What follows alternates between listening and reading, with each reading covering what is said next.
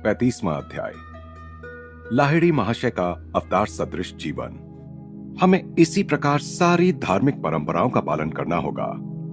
John the Baptist को यह कहकर उनसे दीक्षा देने का अनुरोध करने में ईसा मसीह अपने गुरु के दिव्य अधिकारों को स्वीकार कर रहे थे और वात्य दृष्टिकोण से बाइबल के श्रद्धापूर्ण अध्ययन और अंतः प्रेरणा से मुझे यह पूर्ण विश्वास हो गया है कि गत जन्मों में John the Baptist Isa Masih के गुरु थे। बाइबल के अनेक परिच्छेदों से यह ध्वनित होता है कि जॉन और यीशु अपने पिछले जन्म में क्रमशः एलाइजा और उनके शिष्य एलिशा थे। ओल्ड टेस्टामेंट में यही नाम दिए गए हैं। यूनानी अनुवादकों ने इन नामों को इलियास और इलीसियस लिखा है, इसलिए न्यू टेस्टामेंट में ये नाम इन यूनानी रूपों में ही दिए गए हैं। ओल्ड टेस्टामेंट का अंत ही एलाइजा और एलिशा के पुनर्जन्म की भविष्यवाणी के साथ होता है। देखो, प्रभु के उस महान और भयंकर दिन के आने के पहले ही मैं एलाइजा पैगंबर को तुम्हारे पास भेज दूंगा। इस प्रकार प्रभु के आने के पहले भेजे गए जॉन यानी एलाइजा का जन्म ईसा से थोड़ा पहले उनके अग्रदूत का काम करने के लिए हुआ। पिता जकारिया के सामने एक देवदूत ने प्रकट होकर उन्हें बता दिया था कि उनका होने वाला पुत्र जॉन और कोई नहीं बल्कि स्वयं एलाइजा होगा। परंतु देवदूत ने उससे कहा, डरो मत जकारिया, क्योंकि तुम्हारी प्रार्थना सुन ली गई है और तुम्हारी पत्नी एलिजाबेथ एक पुत्र को जन्म देगी और तुम उसका नाम जॉन रखोगे और इज़राइल की असंख्य संतानों को वह उनके प्रभु ईश्वर की ओर मोड़ेगा और वह इलियास की तरह ही और इलियास की पूरी शक्ति के साथ उसके पहले जाकर पिताओं के हृदय संतानों की ओर मोड़ देगा, आज्ञा न मानने वालों के हृदय धर्मनिष्ठ लोगों के ज्ञान की ओर मोड़ देगा और इस प्रकार प्रजा को प्रभु के आगमन के लिए तैयार करेगा। ईसा मसीह ने 2 बार निसंदिग्ध शब्दों में एलाइजा की पहचान जॉन के रूप में बताई थी। एलाइजा पहले ही आ चुके हैं और लोग उन्हें पहचान नहीं पाए। तब शिष्यों की समझ में आया कि ईसा उन्हें द बैप्टिस्ट के बारे में बता रहे थे। दूसरे एक स्थान पर ईसा मसीह कहते हैं, क्योंकि जॉन तक के सभी पैगंबरों और शास्त्रों ने भविष्यवाणी की है और यदि तुम उसे स्वीकार करो तो यह वही इलियास है जिसके आने के बारे में वह भविष्यवाणी थी। जब जॉन ने इससे इनकार किया कि वह इलियास यानी एलाइजा है, तो उनका अभिप्राय था कि जॉन की दीन भूमिका में वे महान गुरु एलाइजा के बाह्य गौरव एवं प्रताप का प्रयोग नहीं करने वाले थे।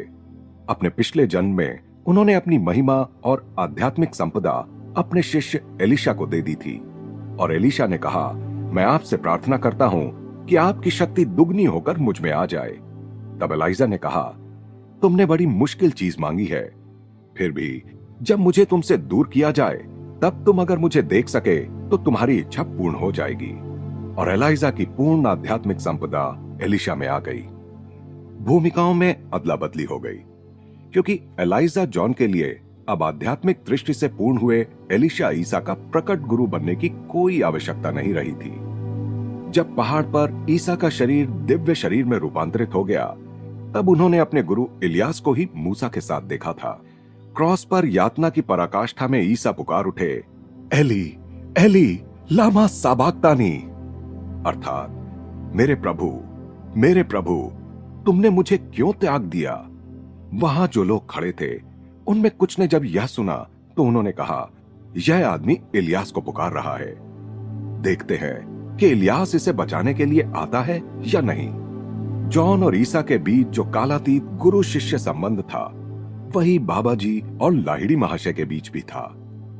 मृत्युंजय गुरु अत्यंत वात्सल्य के साथ अपने शिष्य के 2 जन्मों के बीच के अथाह सागर को पार कर बालक लाहिड़ी और फिर युवा लाहिड़ी द्वारा उठाए गए कदमों का मार्गदर्शन करते रहे। शिष्य के जीवन के 33वें वर्ष में पदार्पण करने से पहले बाबा जी ने प्रकट रूप से पुनः उस संबंध को स्थापित करना उपयुक्त नहीं समझा, जो कभी टूटा ही नहीं था। रानीखेत के पास अल्प समय के मिलन के बाद निस्वार्थी गुरु ने अपने प्रिय शिष्य को अपने पास नहीं रखा, बल्कि लाहिड़ी महाशय को जगत में अपना जीवन कार्य पूरा करने के लिए छोड़ दिया। मेरे पुत्र, जब भी तुम्हें मेरी आवश्यकता होगी मैं आ जाऊंगा। कौन सा मर्त्य प्रेमी इस प्रकार के वचन में निहित अनंत तथ्यों की पूर्ति कर सकता है। सन 1861 में काशी के एक एकाकी कोने में एक महान आध्यात्मिक पुनरुत्थान का श्री गणेश हुआ।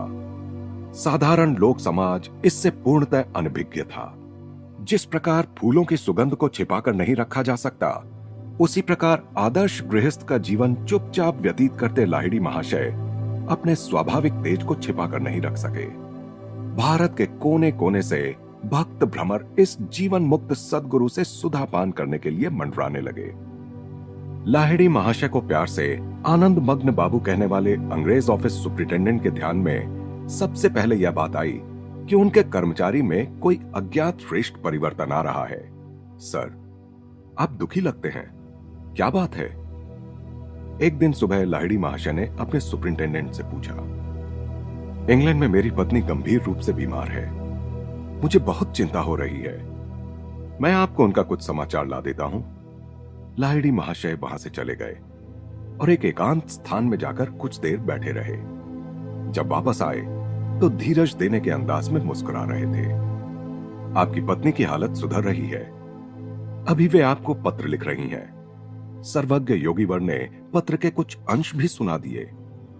आनंद मग्न बाबू, इतना तो मैं पहले ही जान गया हूं कि आप साधारण मनुष्य नहीं हैं। फिर भी मुझे विश्वास नहीं हो पा रहा है कि आप अपनी इच्छा मात्र से ही देश और काल की सीमाओं को मिटा सकते हैं।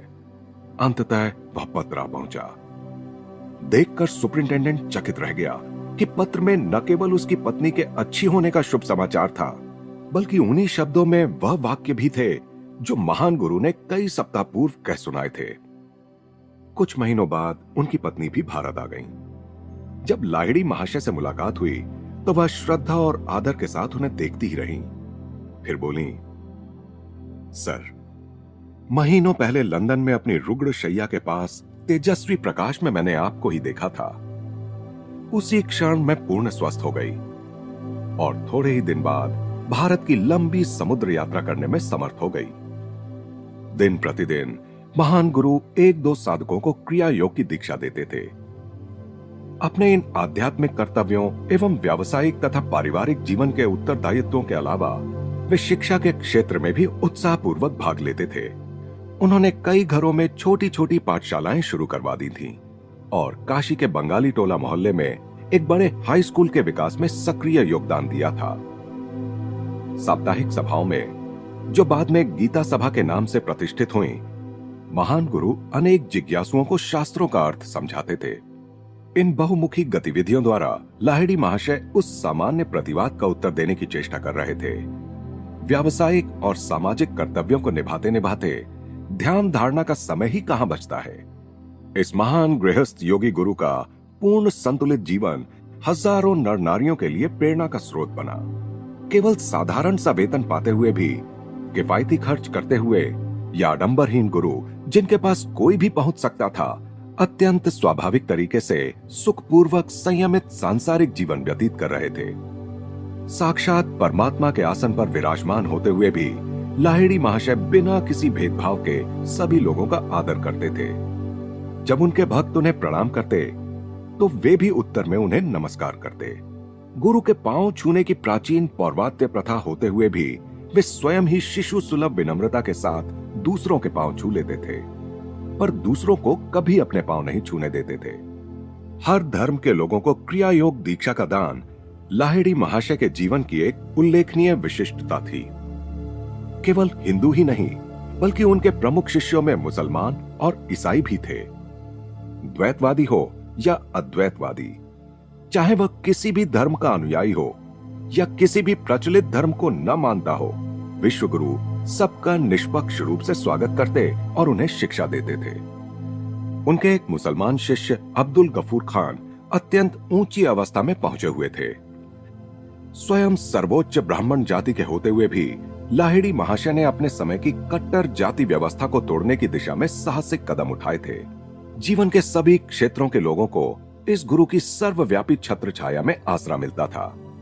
सभी ईश प्रेरित संतों के समान ही लाहिड़ी महाशय ने भी समाज के पतित दलितों के हृदयों में आशा की नई किरण जगाई। यह याद रखो कि तुम किसी के नहीं हो और कोई तुम्हारा नहीं है। इस पर विचार करो कि किसी दिन तुम्हें इस संसार का सब कुछ छोड़कर चल देना होगा। इसलिए अभी से ही भगवान को जान लो। महान गुरु अपने शिष्यों से कहते, ईश्वर अनुभूति के गुब्बारे में प्रतिदिन उड़कर मृत्यु की भावी सूक्ष्म यात्रा के लिए अपने को तैयार करो। माया के प्रभाव में तुम अपने को हाड़ मांस की गठरी मान रहे हो, जो दुखों का घर मात्र है। अनवरत ध्यान करो ताकि तुम जल्दी से जल्दी अपने को सर्व दुख क्लेश मुक्त अनंत परम तत्व के रूप में पहचान सको। क्रिया योग की गुप्त कुंजी के उपयोग द्वारा देह कारागार से मुक्त होकर परम तत्व में भाग निकलना सीखो। गुरुवर अपने विभिन्न शिष्यों को अपने अपने धर्म के अच्छे परंपरागत नियमों का निष्ठा के साथ पालन करने के लिए प्रोत्साहित करते थे। मुक्ति की व्यावहारिक प्रविधि के रूप में क्रिया योग के सर्व समावेशक स्वरूप के महत्व को स्पष्ट करने के बाद फिर लाहिड़ी महाशय अपने शिष्यों को अपने अपने वातावरण एवं पालन पोषण के अनुसार अपना जीवन जीने की स्वतंत्रता देते थे। वे कहते थे, मुसलमान को प्रतिदिन 5 बार नमाज पढ़ना चाहिए, हिंदू को दिन में कई बार ध्यान में बैठना चाहिए, ईसाई को प्रतिदिन कई बार घुटनों के बल बैठकर प्रार्थना करके फिर बाइबल का पाठ करना चाहिए। लाहिड़ी महाशय अत्यंत विचारपूर्वक अपने अनुयायियों को उनकी स्वाभाविक प्रवृत्तियों के अनुसार भक्ति योग, कर्म योग, ज्ञान योग या राजयोग के मार्ग पर चलाते थे। संन्यास लेने की इच्छा रखने वाले शिष्यों को वे आसानी से उसकी अनुमति नहीं देते थे। हमेशा उन्हें संन्यास जीवन की उग्र तपस्या पर पहले भली भांति विचार कर लेने का परामर्श देते थे। अपने शिष्यों को वे शास्त्रों की अनुमान मूलक चर्चा में न उलझने का परामर्श देते थे। वे कहते, केवल वही बुद्धिमान है जो प्राचीन दर्शनों का केवल पठन पाठन करने के बजाय उनकी अनुभूति करने का प्रयास करता है। ध्यान में ही अपनी सब समस्याओं का समाधान ढूंढो। व्यर्थ अनुमान लगाते रहने के बदले ईश्वर से प्रत्यक्ष संपर्क करो। शास्त्रों के किताबी ज्ञान से उत्पन्न मतांध धारणाओं के कचरे को अपने मन से निकाल फेंको और उसके स्थान पर प्रत्यक्ष अनुभूति के आरोग्यप्रद मीठे जल को अंदर आने दो। अंतरात्मा के सक्रिय मार्गदर्शन से मन के तार को जोड़ लो। उसके माध्यम से बोलने वाली ईश्वर वाणी के पास जीवन की प्रत्येक समस्या का उत्तर है।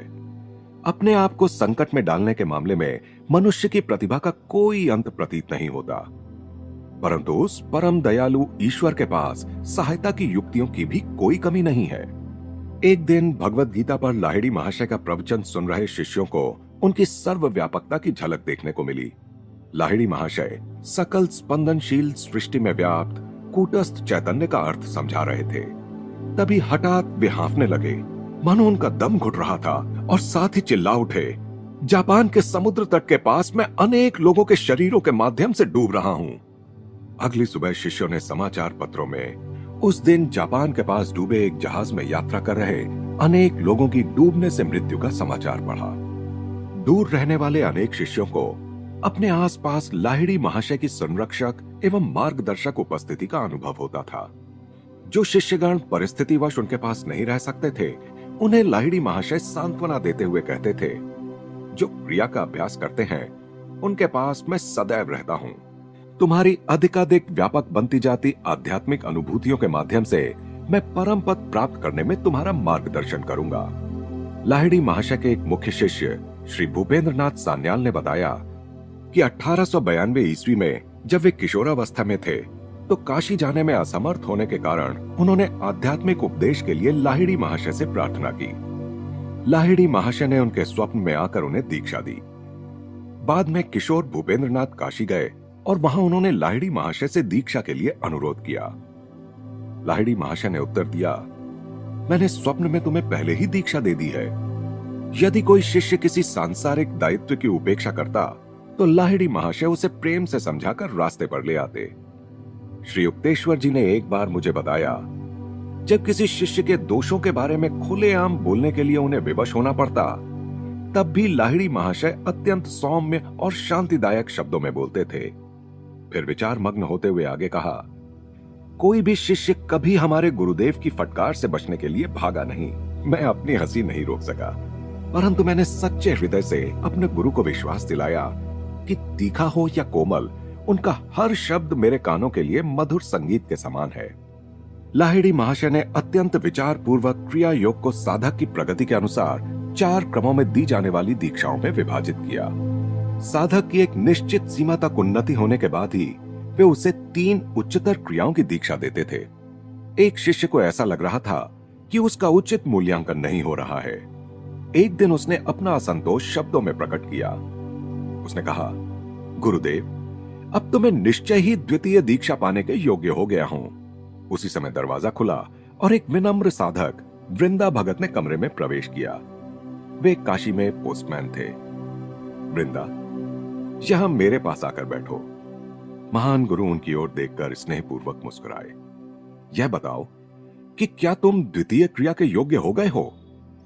पोस्टमैन ने दीन भाव से हाथ जोड़ दिए और कहा, गुरुदेव, अब मुझे और कोई दीक्षा नहीं चाहिए।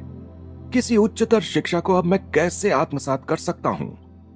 आज तो मैं आपका आशीर्वाद मांगने ही आया था, क्योंकि प्रथम क्रिया से ही मुझे ऐसा दिव्य नशा चढ़ जाता है कि ठीक से अपना पत्र बांटने का काम भी नहीं कर पा रहा हूं। वृंदा ब्रह्मानंद सागर में पहले ही तैर रहा है। लाहिड़ी महाशय के मुख से ये शब्द सुनकर उस द्वितीय दीक्षा मांगने वाले शिष्य ने शर्म से अपना सिर झुका लिया और कहा, गुरुदेव, मेरी समझ में आ गया है कि मैं एक ऐसा घटिया कारीगर हूं जो अपने औजारों को ही दोष दिया करता है। बाद में उस दीन अशिक्षित पोस्टमैन ने क्रिया के द्वारा अपनी अंतर्दृष्टि को इतना विकसित कर लिया कि कभी-कभी विद्वान और पंडित भी शास्त्रों के जटिल मुद्दों पर उसका मत जानने के लिए उसके पास पहुंच जाते थे। वाक्यों और शब्दों की रचना से तथा अहंकार और पाप से अनभिज्ञ वृंदा विद्वान पंडितों में प्रख्यात हो गया। काशी के असंख्य शिष्यों के अतिरिक्त भारत के सुदूर भागों से भी सैकड़ों लोग लाहिड़ी महाशय के पास आते थे। लाहिड़ी महाशय स्वयं भी अपने 2 पुत्रों के ससुराल वालों से मिलने के लिए अनेक बार बंगाल जाते थे। इस प्रकार बार बार उनकी उपस्थिति से पावन हुए बंगाल में क्रिया योगियों की छोटी छोटी मंडलियों का जाल सा बन गया। विशेषतः कृष्णनगर एवं विष्णुपुर जिलों में चुपचाप अपनी साधना करने वाले अनेकानेक साधकों ने आज तक आध्यात्मिक ध्यान की अदृश्य धारा को बहता रखा है। लाहिड़ी महाशय से क्रिया दीक्षा प्राप्त करने वाले अनेकानेक संतों में काशी के प्रख्यात स्वामी भास्करानंद सरस्वती तथा देवघर के अत्यंत उच्च कोटि के तपस्वी बालानंद ब्रह्मचारी भी थे। कुछ समय के लिए लाहिड़ी महाशय काशी के महाराजा ईश्वरी नारायण सिंह बहादुर के पुत्र के निजी शिक्षक भी रहे थे। उनकी आध्यात्मिक उपलब्धियों को पहचानकर महाराजा एवं उनके पुत्र दोनों ने लाहिड़ी महाशय से क्रिया दीक्षा ली। महाराजा ज्योतिन्द्र मोहन ठाकुर ने भी उनसे दीक्षा ली। लाहिड़ी महाशय के अनेक शिष्य समाज में ऊंचे ऊंचे स्थानों पर थे और वे प्रचार द्वारा क्रिया योग का प्रसार करना चाहते थे, परंतु लाहिड़ी महाशय ने इसकी अनुमति नहीं दी। एक शिष्य काशी नरेश के राजवैद्य थे। उन्होंने लाहिड़ी महाशय को काशी बाबा नाम देकर उस नाम का प्रसार करने का संगठित प्रयास किया। लाहिड़ी महाशय ने इस बात के लिए भी मना कर दिया। वे कहते थे, क्रिया योग रूपी पुष्प की सुगंध को स्वाभाविक रूप से अपने आप फैलने दो। क्रिया योग का बीज आध्यात्मिक दृष्टि से उपजाऊ हृदय भूमियों में निश्चित रूप से जड़ पकड़ेगा। लाहिड़ी महाशय ने संगठन या मुद्रणालय के आधुनिक माध्यम से प्रचार करने की पद्धति को नहीं चुना। तथापि वे जानते थे कि उनके संदेश की शक्ति रोकी ना जा सकने वाली बाढ़ की भांति उमड़ पड़ेगी और अपने शक्ति वेग से मानव मनों में प्रवेश कर जाएगी। उनके शिष्यों का परिवर्तित और शुद्ध हुआ जीवन क्रिया की अमर शक्ति का प्रत्यक्ष प्रमाण था। रानीखेत में दीक्षा ग्रहण करने के 25 वर्ष बाद सन 1886 ईस्वी में लाहिड़ी महाशय पेंशन पर रिटायर हो गए। अब दिन में भी उनके उपलब्ध होने के कारण उनके पास आने वाले भक्तों की संख्या में अधिकाधिक वृद्धि होती गई। अब महान गुरु अधिकांश समय निश्चल पद्मासन में मौन बैठे रहते थे। वे सदा अपने छोटे से बैठक खाने में ही बैठे रहते थे। यहाँ तक कि कभी टहलने जाने या घर के दूसरे हिस्सों में जाने के लिए भी वे शायद ही कभी वहां से उठते थे। गुरु के दर्शन के लिए शिष्यों के आगमन का क्रम लगभग अखंड रूप से चलता रहता था। लाहिड़ी महाशय के शरीर में अधिकांश समय अति मानवीय लक्षणों का दिखाई देना प्रायः दर्शनार्थियों को चिंता और विस्मय में डाल देता था, जैसे श्वास रहितता, निद्रा रहितता, नाड़ी और हृदय की धड़कन का रुका हुआ होना, घंटों तक पलके झपकाए बिना शांत आंखों का खुला होना और उनके चारों ओर शांति का प्रगाढ़ वलय होना। वहां से लौटने वालों में कोई ऐसा नहीं होता था जो दिव्य प्रेरणा से पूरित ना हुआ हो।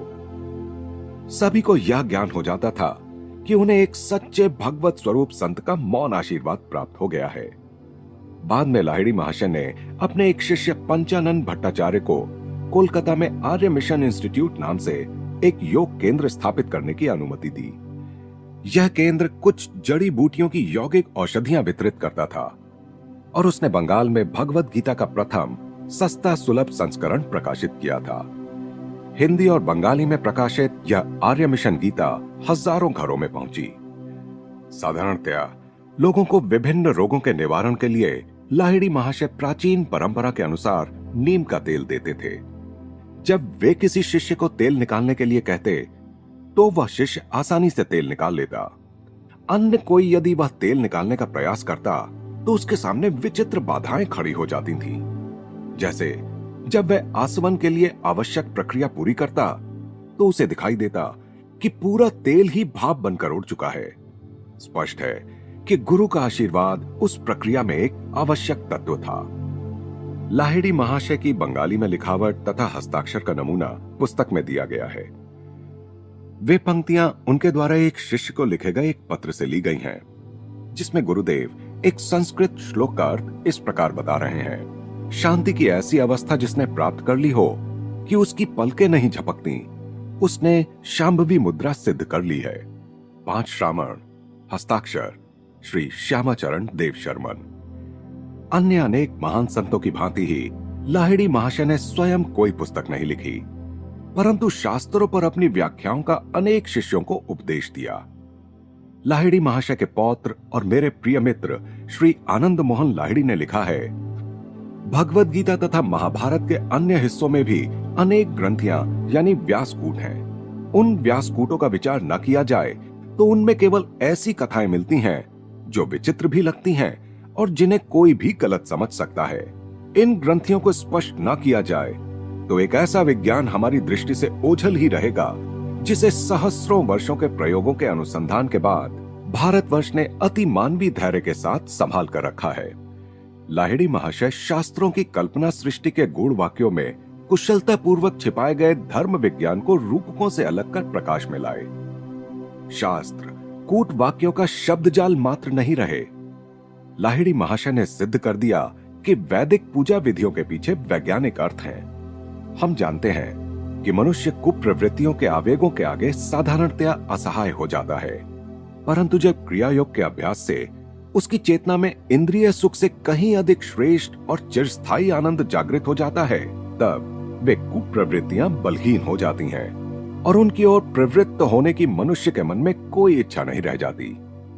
इसमें तुच्छ इच्छाओं का परित्याग और श्रेष्ठ विचारों की प्राप्ति की प्रक्रिया साथ साथ घटित होती है। ऐसी प्रणाली के बिना केवल निषेधात्मक निर्देश देने वाले नैतिक विधि नियम हमारे लिए किसी काम के नहीं होते। समस्त गोचर अभिव्यक्तियों के पीछे शक्ति का महासागर अनंत ईश्वर ही है। सांसारिक कार्यों के प्रति हमारी आतुरता हमारे श्रद्धा युक्त विस्मय भाव को नष्ट कर देती है। आधुनिक विज्ञान हमें प्रकृति की शक्तियों का उपयोग कैसे किया जाता है यह सिखाता है। इसलिए समस्त नाम रूपों में निहित महाप्राण शक्ति को हम समझ नहीं पाते। प्रकृति के साथ घनिष्ठता के कारण उसके चरम रहस्यों के प्रति हमारे मन में आदर समाप्त हो गया और उसके साथ हमारे संबंध ने व्यावहारिक व्यवसाय का रूप ले लिया। एक प्रकार से कहा जाए तो हम उसके साथ छेड़खानी करते रहते हैं ताकि हमें पता चले कि किस किस प्रकार से उसे हमारे उद्देश्यों की पूर्ति के लिए विवश किया जा सकता है। हम उसकी शक्तियों का उपभोग तो करते हैं, पर अभी तक हमें उन शक्तियों के स्रोत के बारे में कुछ भी मालूम नहीं है। विज्ञान के मार्ग में प्रकृति के साथ हमारा संबंध ऐसा है जैसे एक दास के साथ उसके अहंकारी हेकड़ मालिक का होता है, या दार्शनिक दृष्टिकोण से कहें तो प्रकृति को मानो बंदी बनाकर साक्षी के कटघरे में खड़ा कर दिया गया है। हम उससे प्रतिप्रश्न करते हैं, उसे चुनौती देते हैं और उसके साक्ष्य को बारीकी से मानवीय तराजुओं में तौलते हैं जो उसके छिपे मूल्यों को कभी नाप नहीं सकते। दूसरी ओर आत्मा जब उच्चतर शक्ति के साथ एकाकार हो जाती है, तब प्रकृति बिना किसी जोर जबरदस्ती के मनुष्य की इच्छा का पालन करती है। प्रकृति पर इस अनायास प्रभुत्व को अबोध भौतिकवादी चमत्कार कहते हैं। लाहिड़ी महाशय के जीवन ने एक उदाहरण स्थापित कर दिया, जिससे यह गलत धारणा दूर हो गई कि योग एक गूढ़ साधना है। भौतिक विज्ञान की यथार्थता के बावजूद प्रत्येक मनुष्य को क्रिया योग के माध्यम से प्रकृति के साथ अपने सच्चे संबंध को समझने का और प्रकृति की समस्त घटनाओं के प्रति आध्यात्मिक आदर एवं श्रद्धा अनुभव करने का कोई ना कोई तरीका मिल ही सकता है, चाहे वे घटनाएं गूढ़ प्रतीत होने वाली हों या दैनंदिन जीवन की साधारण घटनाएं हों। हमें यह याद रखना चाहिए कि आज से 1000 वर्ष पूर्व जो गूढ़ लगता था वह अब गूढ़ नहीं रहा, और आज जो कुछ गूढ़ लग रहा हो वह कुछ ही वर्षों में आसानी से समझने वाला तथ्य बन सकता है। क्रिया योग का विज्ञान शाश्वत है। यह गणित के समान सत्य है। संख्याओं को जोड़ने और घटाने के सीधे सादे नियमों की तरह ही क्रिया योग का नियम भी कभी नष्ट नहीं हो सकता। भले ही गणित की सारी पुस्तकों को जलाकर राख कर दिया जाए, तर्क बुद्धि से युक्त लोग तब भी गणित के सारे सत्यों को फिर से खोज निकालेंगे। इसी तरह योग की भी सारी पुस्तकों को दबा दिया जाए, तब जब शुद्ध भक्ति और उस भक्ति से उत्पन्न होने वाले शुद्ध ज्ञान से युक्त कोई महात्मा आएगा, तब योग के सारे मूलभूत तत्व उसके सामने अपने आप प्रकट हो जाएंगे। जिस प्रकार बाबा जी महावतार या सबसे महान अवतारों में हैं और श्री युक्तेश्वर जी को ज्ञानावतार कहना सार्थक होगा, उसी प्रकार लाहिड़ी महाशय योगावतार थे। गुणवत्ता और परिमाण दोनों ही मापदंडों से इस महान गुरु ने समाज के आध्यात्मिक स्तर को उन्नत किया। अपने अंतरंग शिष्यों को ईसा मसीह के समान उच्च अवस्था में पहुंचा देने की शक्ति और जन साधारण में व्यापक स्तर पर उनके द्वारा दिए गए सत्य के ज्ञान से लाहिड़ी महाशय की गणना मानव जाति के उद्धारकों में होती है। गुरु के रूप में उनकी अपूर्व विशिष्टता यह है कि उन्होंने एक निश्चित प्रणाली क्रिया योग पर व्यावहारिक जोर देते हुए प्रथम बार सभी मनुष्यों के लिए योग साधना का द्वार खोल दिया। उनके अपने जीवन के असंख्य चमत्कारों के अतिरिक्त योग मार्ग की प्राचीन जटिलताओं को सर्वसामान्य लोगों की समझ में आसानी से आने लायक प्रभावशाली सरल रूप देकर योगावतार ने सब प्रकार के चमत्कारों की पराकाष्ठा कर दी। चमत्कारों के विषय में लाहिड़ी महाशय प्रायः कहा करते थे, सामान्य जन के लिए अज्ञात चमत्कारों के सूक्ष्म नियमों के परिचालन की विवेकहीन रूप से सार्वजनिक चर्चा नहीं करना चाहिए, न ही उन्हें प्रकाशित करना चाहिए। यदि इन पृष्ठों में कहीं मैं उनकी इस चेतावनी का उल्लंघन करता प्रतीत हो रहा हूं, तो उसका कारण यह है कि उन्होंने मुझे इसके बारे में आंतरिक आश्वासन दिया है। परंतु फिर भी बाबा जी, लाहिड़ी महाशय और श्री युक्तेश्वर जी के जीवन के विषय में लिखते हुए मैंने कुछ चमत्कारों की कहानियों को न लिखना ही उचित समझकर उन्हें छोड़ दिया है। गूढ़ और समझने में अत्यंत कठिन तत्वों पर स्पष्टीकरणों का एक पूरा ग्रंथ ही लिखे बिना उन कहानियों को मैं इस पुस्तक में डाल भी नहीं सकता था। लाहिड़ी महाशय स्वयं एक गृहस्थ योगी थे और उन्होंने जो संदेश इस संसार को दिया है वह आज के संसार की आवश्यकताओं के अनुरूप ही है। प्राचीन भारत की उच्च कोटि की आर्थिक और धार्मिक परिस्थितियां अब नहीं रहीं। इसलिए भिक्षा पात्र लिए भ्रमण करते रहने वाले योगी के प्राचीन आदर्श को उन्होंने प्रोत्साहन नहीं दिया, बल्कि उन्होंने इस बात को अधिक लाभदायक बताते हुए उसी पर जोर दिया कि योगी को अपनी आजीविका का स्वयं उपार्जन करना चाहिए। उसे पहले ही भार के नीचे दबे समाज पर अपने पोषण का और बोझ नहीं डालना चाहिए तथा अपने घर के एकांत में ही उसे योग साधना करनी चाहिए। इस उपदेश में उन्होंने स्वयं अपना ही ज्वलंत उदाहरण जोड़कर उसे और भी अधिक बल प्रदान किया। वे एक आधुनिक सुव्यवस्थित योगी का आदर्श उदाहरण थे। बाबा जी द्वारा नियोजित उनकी जीवन शैली विश्व के सब भागों में रहने वाले योग साधना कांक्षियों को मार्ग दिखाने के लिए ही बनी थी। नए मनुष्यों के लिए नई आशा। ईश्वर साक्षात्कार आत्म प्रयास से संभव है।